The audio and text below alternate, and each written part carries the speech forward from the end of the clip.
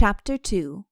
The Chancellor of Barodia has a long walk home.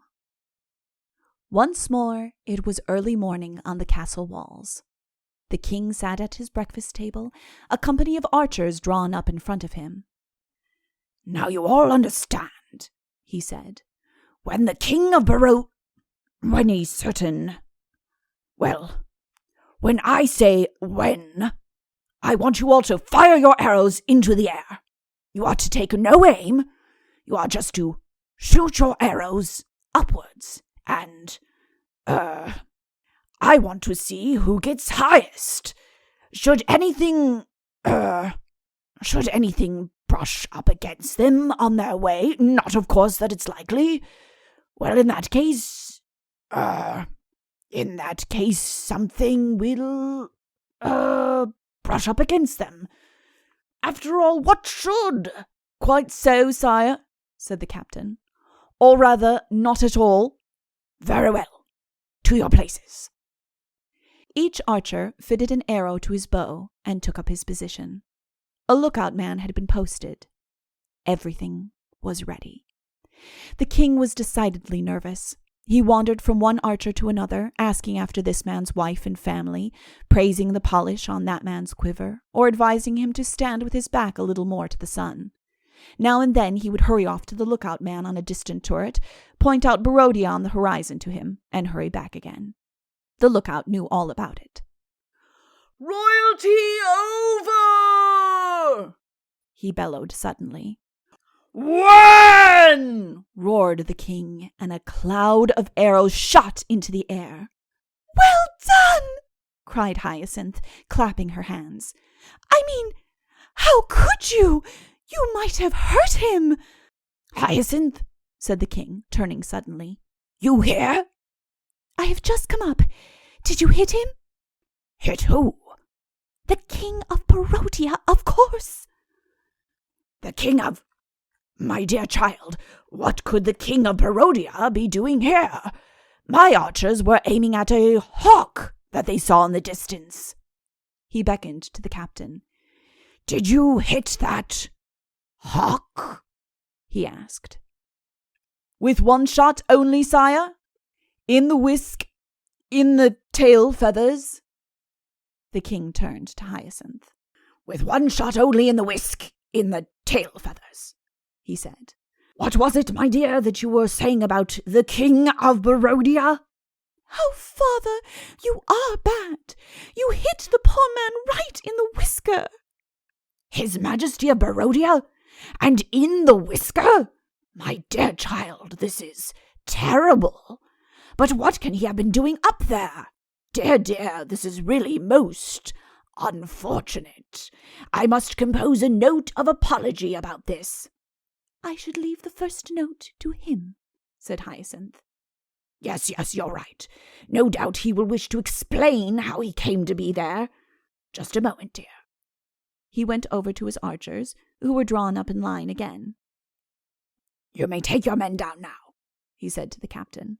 "Yes, your Majesty." His Majesty looked quickly round the castle walls, and then leant confidentially towards the captain. Which was the man who... He fingered his cheek. Quite so. The one on the left. Ah, yes." He went to the man on the left and put a bag of gold into his hand. "You have a very good style with the bow, my man. Your wrist action is excellent. I've never seen an arrow go so high." The company saluted and withdrew. The king and Hyacinth sat down to breakfast. "A little mullet, my dear," he said. The hereditary Grand Chancellor of Barodia never forgot that morning, nor did he allow his wife to forget it. His opening, "That reminds me, dear, of the day when," though the signal of departure for any guests, allowed no escape for his family. They had to have it. And indeed it was a busy day for him. Summoned to the palace at 9 o'clock, he found the king nursing a bent whisker and in the very vilest of tempers. His Majesty was for war at once. The Chancellor leant towards the stiff note. "At least, your Majesty," he begged. "Let me consult the precedents first." "There is no precedent," said the king coldly, "for such an outrage as this."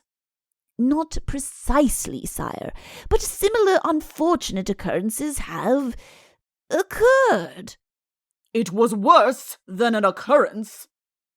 "I should have said an outrage, your majesty.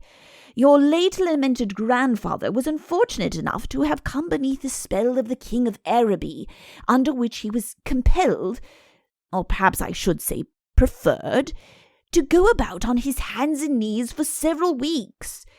Your majesty may recall how the people, in their great loyalty, adopted a similar mode of progression. Now, although your majesty's case is not precisely on all fours—" "Not at all on all fours," said the king coldly. "In an unfortunate metaphor, I should say that although your majesty's case is not parallel, the procedure adopted in your revered grandfather's case—" "I don't care what you do with your whiskers. I don't care what anybody does with his whiskers," said the king, still soothing his own tenderly. "I want the king of Euralia's blood." He looked round the court. "To anyone who will bring me the head of the king, I will give the hand of my daughter in marriage." There was a profound silence. "Which daughter?" said a cautious voice at last. "The eldest," said the king. There was another profound silence. "My suggestion, your majesty," said the chancellor, "is that for the present there should be merely an exchange of stiff notes, and that meanwhile we scour the kingdom for an enchanter who shall take some pleasant revenge for us upon his majesty of Euralia. For instance, sire, a king whose head has been permanently fixed on upside down lacks somewhat of that regal dignity which alone can command the respect of his subjects. A couple of noses, again, placed at different angles so they cannot both be blown together." Yes, said the king impatiently. "I'll think of the things, if once you can find the enchanter, but they are not so common nowadays. Besides, enchanters are delicate things to work with. They have a habit of forgetting which side they are on." The chancellor's mouth drooped piteously. "Well," said the king condescendingly, "I'll tell you what we'll do. You may send one stiff note, and then we will declare war." "Thank you, your majesty," said the chancellor. So the stiff note was dispatched. It pointed out that his majesty of Barodia, while in the act of taking his early morning constitutional, had been severely insulted by an arrow. This arrow, though fortunately avoiding the more vital parts of his majesty's person, went so far as to wound a favourite whisker.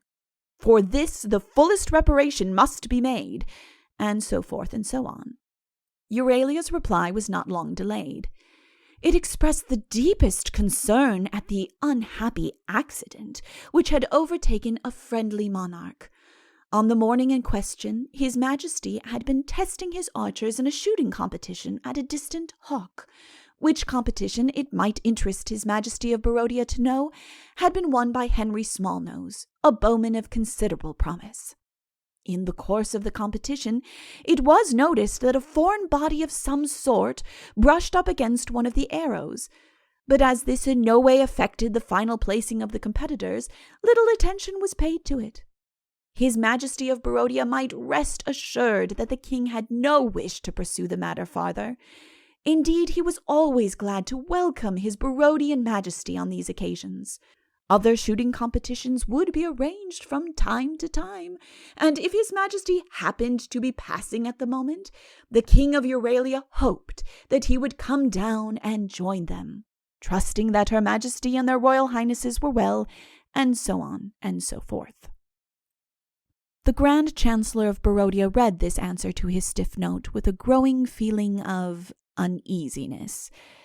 It was he who had exposed his majesty to this fresh insult, and unless he could soften it in some way, his morning at the palace might be a painful one. As he entered the precincts, he wondered whether the king would be wearing the famous boots, and whether they kicked 7 leagues as easily as they strode them.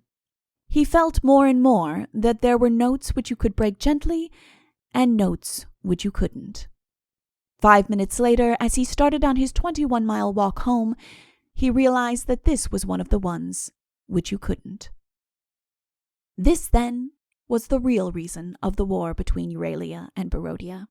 I am aware that in saying this, I differ from the eminent historian Roger Scurvylegs. In Chapter 9 of his immortal work, Euralia Past and Present, he attributes the quarrel between the two countries to quite other causes. The king of Barodia, he says, demanded the hand of the Princess Hyacinth for his eldest son. The king of Euralia made some commonplace condition, as that his royal highness should first ride his horse up a glassy mountain in the district, a condition which his majesty of Barodia strongly resented. I am afraid that Roger is incurably romantic. I have had to speak to him about it before. There was nothing of the sentimental in the whole business, and the facts are exactly as I have narrated them.